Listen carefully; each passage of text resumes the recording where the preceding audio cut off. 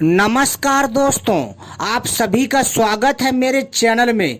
मैं आपके लिए एक बार फिर से सोना बनाने का प्राचीन प्रयोग लेकर के आया हूं, जिसके माध्यम से आप लोग सोना बनाना सीख सकते हैं तथा जान सकते हैं कि प्राचीन काल में सोना बनाने की विद्या कैसी थी। तो दोस्तों चलिए मैं आपको बताता हूं सोना बनाने का प्राचीन प्रयोग, जिसके माध्यम से आप लोग जितना चाहे उतना सोना बना सकते हैं। जी हाँ दोस्तों, आप लोगों को सुनकर हैरानी हो रही होगी कि सोना कैसे बनेगा और कौन सी सामग्री लगती है। मैं आपको सारी जानकारी दूंगा इस वीडियो में, तो आप सभी से अनुरोध है इस वीडियो को पूरा आखिरी तक देखिएगा, तभी आपको समझ में आएगा। बहुत सारे ऐसे लोग हैं जिनके मन में अभी भी सवाल हैं और कईयों को मजाक लगता है, लेकिन दोस्तों मैं उनकी जानकारी के लिए बता देना चाहता हूं कि क्या आप लोगों ने कभी सोचा है कि प्राचीन काल में भारत में इतना सोना कहां से आता था।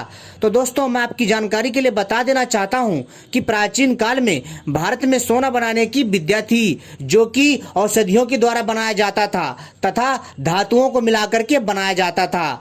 और दोस्तों इसको बहुत ही बढ़िया और अच्छे तरीके से किया जाता था, लेकिन इसके जानकार कम हो गए और धीरे धीरे इस विद्या का लोप हो गया, जिसके कारण बहुत सारे लोग इस चीज को नहीं समझ पाते हैं और इन चीजों का मजाक समझते हैं और इनका उपहास उड़ाते हैं।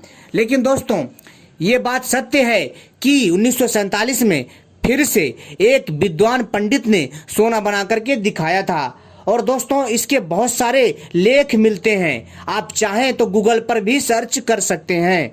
तो दोस्तों अगर आप चाहते हैं कि आपको भी सोना बनाने का प्राचीन विद्या पता चले और आप लोग भी अगर सोना बनाने के लिए कोशिश करना चाहते हैं, तो दोस्तों एक बार आप लोग प्रयास जरूर करिएगा। क्या पता आपकी किस्मत आपका साथ दे जाए और आप लोग इस क्रिया को आसानी से कर सकें।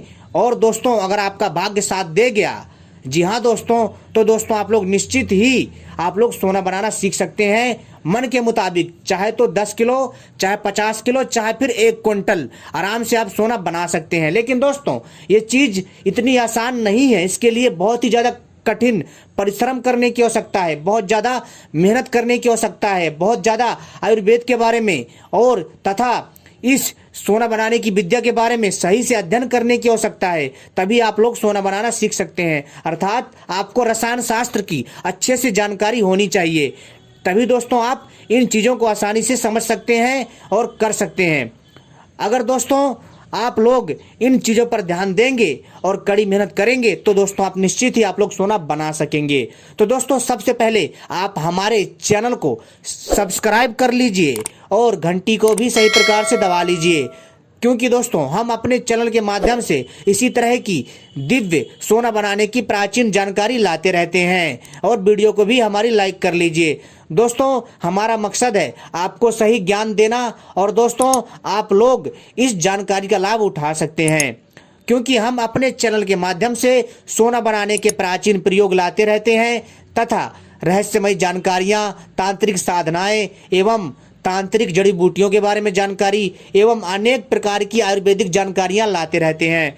तो दोस्तों चलिए मैं आपको बताता हूं वो विधि कौन सी है, कौन सी सामग्री लगनी है। तो दोस्तों सबसे पहले आप लोग सामग्री नोट कर लीजिए, जो सामग्री लगनी है सोना बनाने में। जी हाँ दोस्तों, ये सामग्री इस प्रकार से है। सबसे पहले आपको आक के पौधे का बीज चाहिए। जी हाँ दोस्तों, आपने आक का पौधा जरूर सुना होगा, जिसको मंदार भी कहते हैं। इसके तो आयुर्वेदिक फायदे भी बहुत हैं, लेकिन दोस्तों मैं आपको सोना बनाने का प्रयोग बता रहा हूं इन औषधियों के माध्यम से, इन तत्वों के माध्यम से।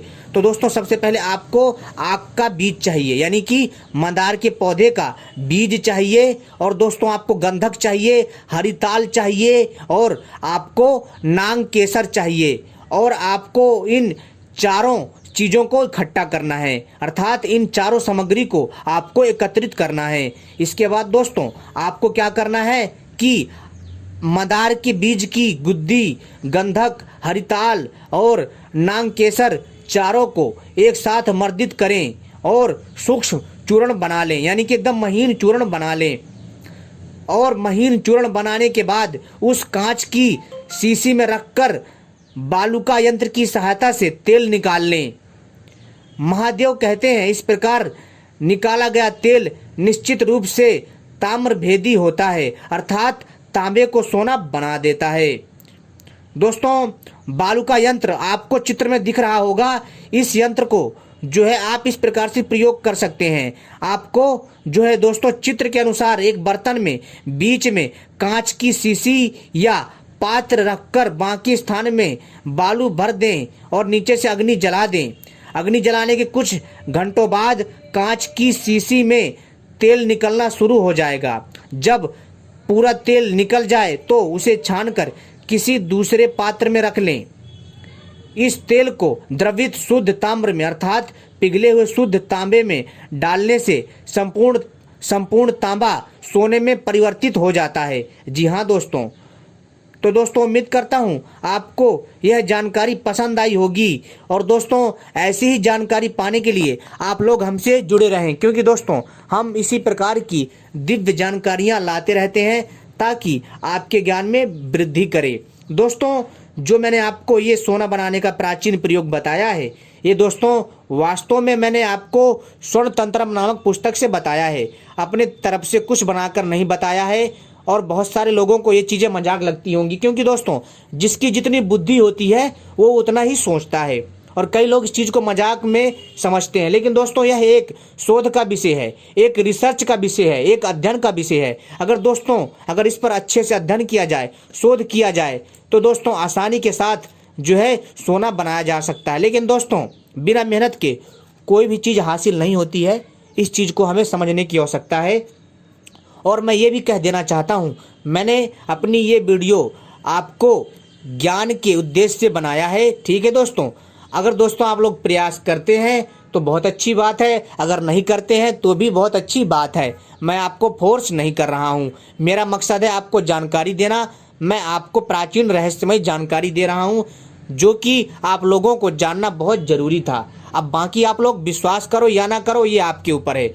जो मेरा काम था वो मैंने कर दिया और आपको बता दिया कि किस प्रकार से प्राचीन काल में विद्या थी और कौन कौन सी सामग्री लगती थी। वैसे तो दोस्तों सोना बनाने के अनेकों प्रयोग हैं जो कि मैं समय समय पर लाता रहूँगा, लेकिन बहुत सारे लोगों के मन में शंका होती है। और दोस्तों बहुत सारे लोग बोलते हैं कि सोना अगर बनता है तो आप लोग क्यों नहीं बना लेते, आप वीडियो क्यों बनाते हो। तो भैया देखो, ऐसा है कि इसके लिए बहुत समय चाहिए होता है, इसके लिए धन चाहिए होता है, इसके लिए कड़ी मेहनत चाहिए होता है, तन मन धन दिल से इसके लिए मेहनत करनी पड़ती है, तब करना पड़ता है, तभी दोस्तों ये चीज़ें सफल होती हैं। ये चीज़ें इतनी आसान नहीं है। दोस्तों आपने देखा होगा कि जो आपका अध्यापक होता है वो आपको आईएएस बना देता है, क्या वो कभी आईएएस बनता है? नहीं, बहुत कम केस में देखने को ऐसा मिलता है।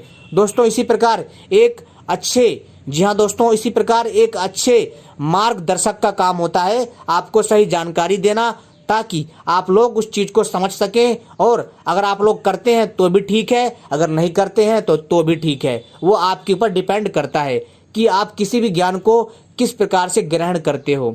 और दोस्तों आप चाहे तो किसी के ऊपर रोप या प्रत्यारोप लगाते रहो, इससे कोई फायदा नहीं है।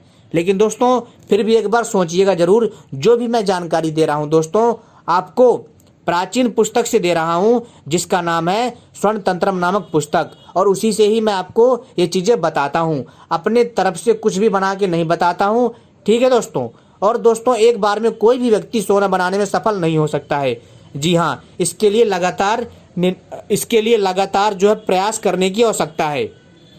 इस चीज़ का दोस्तों विशेष ध्यान रखिए। मेरा मकसद था आपको सटीक और सही और दिव्य जानकारी देना, जो कि मैंने आपको वो जानकारी प्रदान कर दी है। अब दोस्तों आपके ऊपर है कि आप उस चीज़ को किस प्रकार से समझते हैं और आप किस प्रकार से इस प्रयोग को करते हैं, बाकी आपके ऊपर है। और लेकिन दोस्तों यहाँ पर आपको बहुत ही सावधानी रखने की आवश्यकता है, और दोस्तों इसमें बहुत ही बारीकी से आपको समझने की आवश्यकता है। इसमें दोस्तों बहुत ही ध्यान रखा जाता है कि कहीं जो तापमान होता है वो ज़्यादा कम ना हो जाए, कहीं औषधियाँ या कोई तत्व कम ज़्यादा ना हो जाए। एकदम सही और सटीक मात्रा होनी चाहिए, तभी ये चीज़ें सफल हो पाती हैं। नहीं तो दोस्तों ऐसे तो करोड़ों लोग इसका प्रयोग करते हैं, उसमें से बहुत कम लोग ना के बराबर पास हो पाते हैं। तो आपको ये चीज़ सोचने की आवश्यकता है, बाकी आपकी इच्छा, आप किस प्रकार से इन चीज़ों को करते हैं। अगर आप सोना नहीं बना पाते हैं तो दोस्तों हमारी कोई जिम्मेदारी नहीं है हमारे चैनल की। हमारा मकसद है आपको जानकारी देना,